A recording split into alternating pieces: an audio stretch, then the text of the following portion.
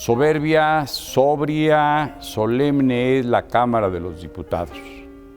Hoy alberga, permite y recoge los debates de la Asamblea Legislativa del Distrito Federal, los legisladores de la capital de la República. Pero estos muros aquí en la esquina de Donceles y lo que era antes la calle del Factor, y que es Allende, luego será la prolongación de Bolívar, en el centro de la Ciudad de México. Por estos muros, si pudieran revelarnos las intensas discusiones y la de personajes, la inmensa galería de hombres de pro y hombres de en contra, por ejemplo, Victoriano Huerta, terrible, ¿verdad?, que cómo asesina a Gustavo A. Madero, al que le decían ojo fijo, ojo parado, y lo asesinan en un restaurante aquí muy cerca, bueno, en la Ciudadela, pero primero lo aprende, lo hace su prisionero maligna, alevosa, mañosamente Victoriano Huerta, en un restaurante llamado Gambrinus en la calle de San Francisco, muy cerca del Zócalo. Ahí lo desarma, le pone una celada y lo llevará a la Ciudadela, donde la tropa ebria se dará gusto asesinándolo, torturándolo, ofendiéndolo, agraviándola. Aquí estuvo Victoriano Huerta. Aquí estuvo también don Porfirio Díaz, y hasta en 2 ocasiones el primer presidente legítimamente electo, legítimamente llegado a través del voto en la historia de nuestro país, cosa que no había ocurrido en todo el siglo XIX, y en el XX finalmente México llegaba a la democracia, al voto, al sufragio, y elegía a don Francisco I. Madero. Poco duraría porque la sublevación de la Ciudadela, aquella decena trágica de la que en este 2013 se cumplen exactamente 100 años, pondría fin no solamente a su mandato, sino a su vida. Perdió la vida malamente ajusticiado en los rumbos de la penitenciaría con el doctor Pino Suárez, que era su vicepresidente. Pero aquí también se han vivido en las personas de los legisladores, fue la Cámara de Diputados, de representantes de la nación, momentos solemnísimos, como la expropiación petrolera del año 38, el laudo del presidente Cárdenas, que al desobedecer las compañías petroleras las determinaciones de la Suprema Corte de Justicia en términos de lo laboral, y desobedeciéndolo y casi burlando la soberanía nacional, ¿qué hizo el presidente Lázaro Cárdenas del Río? Nacionalizar, expropiar la industria petrolera. Reyes Razo, servidor. Hasta la próxima.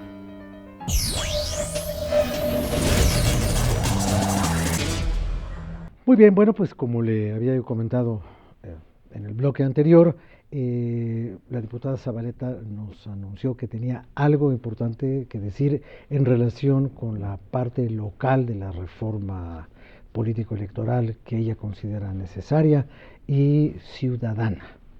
Sí, diputada, a ver, ¿cómo está su planteamiento? En primer lugar, coincido con los compañeros que han planteado necesaria e indispensable la ley de partidos, pero la segunda parte me parece fundamental, que el Congreso de la Unión y los congresos locales tengan un trabajo coordinado, tengan un trabajo de corresponsabilidad y busquemos la manera de que los estados tengan un equilibrio de poderes como lo hemos logrado a nivel federal. ¿Esto qué significa? Que el constituyente permanente funcione. El constituyente permanente es una caricatura en este momento en donde nosotros hacemos reformas constitucionales en el Congreso de la Unión y le enviamos a los congresos locales a que digan sí o no a alguna reforma fundamental o importante que estamos discutiendo.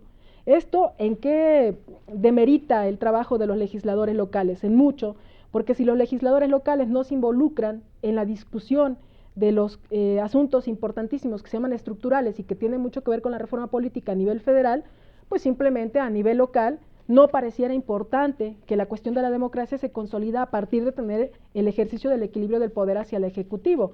Y entonces vienen las acusaciones de parte del ámbito federal de que si los diputados locales están siendo cómplices de los gobernadores para hacer cosas indebidas y que no haya rendición de cuentas o que haya opacidad, y de ahí viene la tentación muchas veces del asunto, por ejemplo, vamos a poner un asunto específico que se planteó al principio por el diputado, el asunto de los institutos electorales. Vamos a desaparecer los institutos electorales porque pues mejor funciona el federal y tenemos mayor control en el federal, contra el federalismo que hemos nosotros luchado y peleado durante muchos años y ha significado incluso pues una guerra de independencia y cuestiones de hasta pues sangre en medio para que podamos decir que los estados tienen independencia, que tienen autonomía, que tienen soberanía, que tienen equilibrio de poderes. Entonces yo creo que si logramos que esta reforma política incluya el funcionamiento de un constituyente permanente, darle mayor poder al Congreso local para que tenga verdaderamente un equilibrio de poder hacia los gobernadores y también una participación plena en el ámbito nacional federal, vamos a lograr que se consolide la democracia en los estados y empatarla con la democracia que estamos ya logrando a nivel federal. Es cierto, no estamos en el mismo nivel a nivel federal y a nivel local, pero no es un asunto particular nada más de un estado, es un asunto de un proceso sociológico que se tiene que dar en cada estado y en todos los estados en general a partir de la relación que establezcan también con la federación. Entonces, que no se parece eso mucho a lo de la deuda de los estados, ¿eh? Claro, también la deuda de los estados, sí, intervenimos porque era indispensable frenar la cuestión de la deuda, pero también hay que ser responsables en hacer un análisis profundo y decir cómo podemos nosotros lograr que haya ese equilibrio de poderes hacia los gobernadores desde el ámbito del desarrollo político, no nada más señalándoles cómo los podemos coartar, cómo les podemos limitar sus funciones, en este caso pues haciendo nosotros nosotros nos quedamos con esas funciones que deberían tener los confiscando las locales, funciones, ¿no? Concentrando las funciones, nosotros así lo hicimos en el caso de la deuda, en lugar de fortalecer más los congresos. O sea, me parece fundamental que el poder legislativo tenga que consolidarse para ser un verdadero poder de equilibrio ante el Ejecutivo, pero en el ámbito local es donde nos hace falta y ahí la reforma política tiene que concentrarse. Muchas gracias. Diputada Quiroga, obviamente este asunto de la reforma para los ciudadanos que vendría después de aquella que ya se hizo, la reforma para los partidos, tiene mucho que ver con cosas que su organización política ha planteado hace mucho, como esto del referéndum, como la consulta popular. En estas condiciones actuales, ¿usted lo mira viable? ¿Solamente por incorporarlo en una ley ya está? ¿Ya se va a poder hacer? No, creo que hay que llevarlo a la práctica. Hay figuras que ya se tienen, algunas en funcionamiento. Estamos nosotros proponiendo, por ejemplo, para la reforma energética una consulta y que queremos hacerlo a través del Instituto Federal Electoral y que queremos darle una apertura para todas las modificaciones que se tienen que realizar. El hecho de ciudadanizar absolutamente todos los procesos me parece que es la esperanza de este país. Si nosotros únicamente nos quedamos en una cúpula, vamos centralizando el poder, estamos teniendo un retroceso. Entonces me parece que ciudadanizar en este momento, a través de estas figuras que comentas, a través del referéndum, a través de la consulta, a través inclusive de la revocación de mandato, yo creo que no hay que tenerle miedo a este tipo de cosas. Por eso también, bueno, pues muchos diputados hemos planteado el asunto también de la no solamente de la revocación de mandato, sino la reelección en el ámbito legislativo. Me parece que tiene que ver con la consulta permanente al pueblo. Y creo que esa tiene que ser la aspiración, no solamente de esta legislatura, tiene que ser la aspiración inclusive del Pacto por México, la ciudadanización. Déjeme interrumpirle tantito, porque en este sentido, si los diputados plurinominales también salen de los partidos, ¿no podría ser que los plurinominales fueran diputados elegidos de otro modo y no con los que no ganaron o los que no quisieron competir o los que están ahí por imposición directa de sus cúpulas partidarias? Habría 200 diputados para los ciudadanos independientes, ¿no? Hasta donde haya independencia en este mundo. Esto de la lista A, la lista B y demás, bueno, pues se creó durante un proceso en un acuerdo entre partidos políticos. Creo que en este sentido, bueno, tienes la razón. Creo que los diputados plurinominales, el espíritu es, bueno, pues hace muchísimo tiempo pues existían los diferentes colegios en donde podías meter gente intelectual que se dedicara a cierta cosa y que tuviese una representatividad. El espíritu de los diputados plurinominales es que los sectores de la población tengan una representación. Los que estamos aquí nos dedicamos a la política. Muchos de nosotros tenemos carreras diferentes en derecho, tenemos carreras, somos politólogos, tenemos una representación en ese sentido y a través de esta disciplina entendemos el quehacer legislativo. Pero también existen otros sectores que tienen que ser totalmente representados. Tiene que haber comunicólogos en diputaciones plurinominales y bueno, pues darle todo lo que tiene que haber y darle el dinamismo que requiere el Congreso de la Unión, ¿no? Diputada del Moral, independientemente de esto, que fue una pregunta que me surgió por lo que estaba diciendo la diputada Quiroga, ¿qué otros elementos ve usted como indispensables, como necesarios? Abundando un poco en lo que ya nos había dicho en su primera intervención. Yo creo que un tema que va a ser muy importante y va a ser también muy tocado va a ser la reforma política del Distrito Federal, sin duda, ¿no? Y aquí habrá quien dirá que sí o que no. Pero va a ser un tema muy debatido, va a ser un tema que se va a tener que tocar también esta reforma político-electoral. Y a mí sí me gustaría un poco tocar el tema de la reelección. Este tema de la reelección tendríamos que tener verdaderamente un cuestionamiento profundo. Porque al rato, efectivamente, bueno, a mí la gente me quiere, sí, y al rato la curul va a ser, ¿a quién se la van a achacar? ¿A un sindicato? ¿A una cúpula? ¿Se la van a achacar a quién?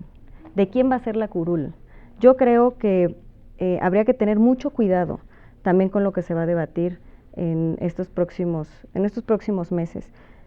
Todos los que trabajamos o nos dedicamos a la política y tal vez en esta Cámara doctores, hay de todo, creo ya, a estas alturas ya tenemos de todo en la Cámara de Diputados, y yo creo que todos tienen algo que aportar, todos tienen algo que decir, pero lo más importante es que los que salimos a ganar elecciones, los que salimos a hacer campaña, podamos dar un poquito de nuestra experiencia en la calle y poder hacer una reflexión real con los ciudadanos. Yo creo que hoy más que nunca los ciudadanos de este país están conscientes, están activos, están queriendo participar bajo las redes sociales, las páginas de internet, los propios movimientos que se han dado en la calle. Yo creo que estamos en una realidad muy oportuna para una reforma político-electoral que puede ser muy importante. Y estoy segura que vamos a tener muy buenos frutos.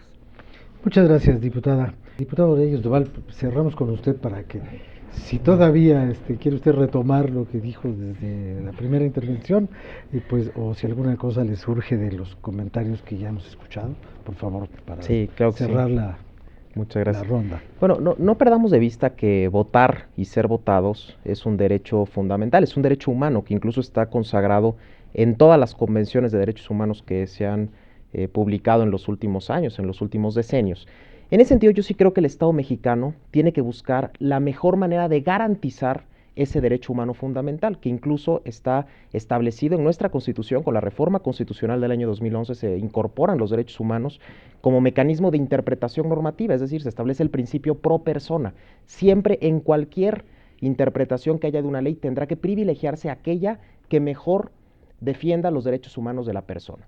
Y esto lo traigo a colación porque yo creo que en este momento el esquema actual de tener 32 institutos electorales locales no está garantizando de la mejor manera, con este principio pro persona, el derecho humano fundamental a votar y a ser votados y a elegir de manera libre y democrática a nuestros gobernantes. Hoy en día vemos que en muchos estados tenemos democracias de muy baja calidad, con órganos electorales completamente cooptados por los gobernadores, órganos electorales muy amateurs, que no son lo profesionales que debieran. Lo vimos ahora en el caso de Baja California con el PREP, ¿no? Que se les cayó a medio conteo. En Oaxaca, por ejemplo, tuvieron que suspender el recuento a medianoche porque no tenían el personal suficiente para llevarlo a cabo. En Tlaxcala, que no fueron capaces ni siquiera de transportar de una casilla al centro de votación las boletas porque en el camino se alteraron. En fin, yo creo que esos casos nos hacen ver que hoy en día, y sin hablar además de la duplicidad de burocracias que tenemos con un órgano federal y 32 órganos electorales, esos casos nos hacen ver en la necesidad de sí pensar de manera muy seria la posibilidad de que un solo instituto nacional organice las elecciones. Yo coincido con lo que aquí se ha dicho respecto al pacto federal, pero finalmente si revisamos la historia de México veremos que muchas competencias que antes eran de la federación hoy en día lo son de los estados y viceversa, es decir, el pacto federal está en constante replanteamiento. Mencionaba usted hace unos minutos el tema de la deuda. Nosotros acabamos de aprobar en la Cámara de Diputados una reforma que desde un punto de vista de purismo doctrinal pues es antifederal, ¿verdad? Porque le estamos poniendo aquí límites a los gobernadores, pero si no lo hubiéramos hecho seguiríamos teniendo gobernadores que endeudan irresponsablemente a sus estados y entonces tiene que ir la federación a rescatarlos, y eso sí es antifederal, cuando todos los que no estuvimos involucrados en eso, pues tenemos que pagar por los estados que irresponsablemente se endeudaron. Entonces, en ese sentido, yo sí creo que es positiva la propuesta que Acción Nacional ya presentó de tener un Instituto Nacional de Elecciones, que de esa manera garantice de mejor manera el derecho humano fundamental a elegir a los gobernantes, porque hoy en día estamos viendo casos verdaderamente de escándalo en muchos estados donde no existe democracia y donde vemos organismos completamente partidizados y completamente parciales. Bueno, pues esto es apenas un ejemplo de todo lo que se va a debatir, a discutir, y seguramente usted tendrá su propio punto de vista. Por lo pronto yo les quiero agradecer a todos ustedes su participación y bueno, vamos a ver si el fantasma que recorre el Congreso se vuelve algo corporizado y aterriza de alguna manera productiva y útil para los mexicanos. Muchas gracias. Muchas gracias a todos ustedes. Gracias. Buenas tardes.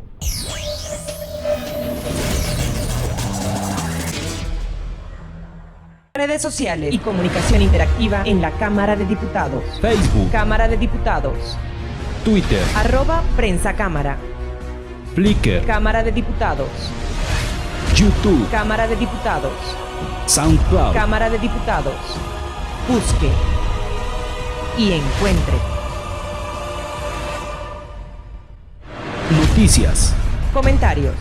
puntos de vista, Entrevistas. documentales Entérese y participe. de todo lo que pasa. México no puede esperar. Cámara de Diputados, 62ª legislatura.